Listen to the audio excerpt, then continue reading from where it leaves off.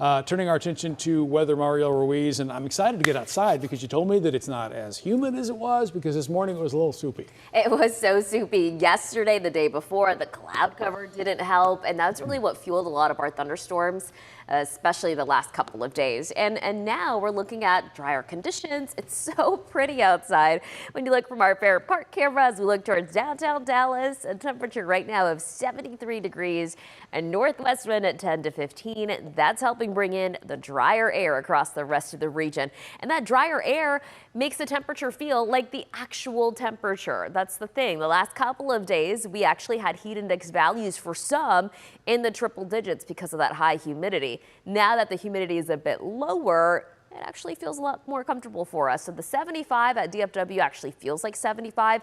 And this number here, the dew point, that's a measure of moisture. The higher that number is, the more moisture there is in the air. Yesterday, for comparison, this number was in the 70s. So now in the 50s, a little lower, a bit more comfortable for us. And it's all thanks to this northwest wind, anywhere from 10 to 15 miles per hour right now.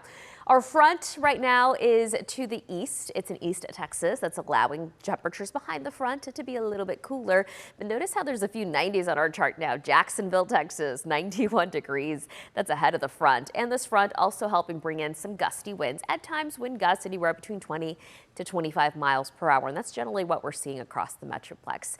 Today, the temperature climbs to about 82 degrees. That happens around 3 or 4 this afternoon with a northwest wind. Sunshine expected all day long.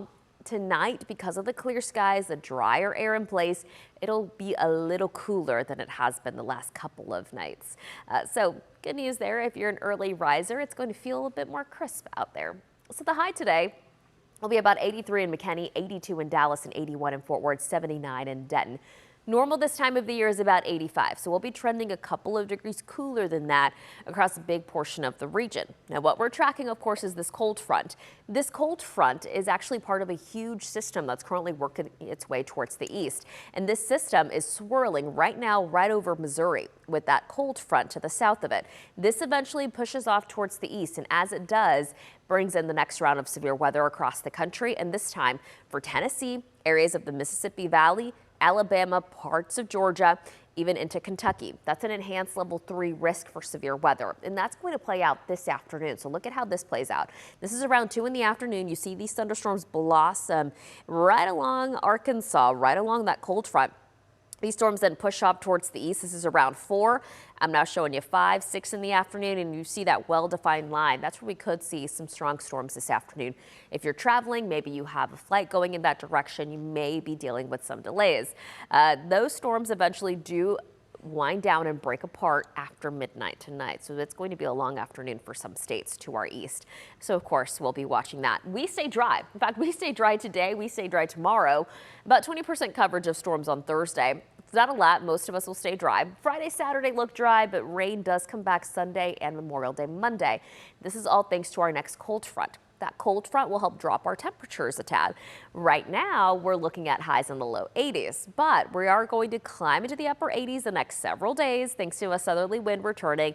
Highs in the 90s then on Saturday and Sunday, but that front helps drop our highs into the low 80s for Memorial Day, and the low 80s do look like they continue at least through the 30th of the month. Going into June, it looks a little bit warmer. We'll be back.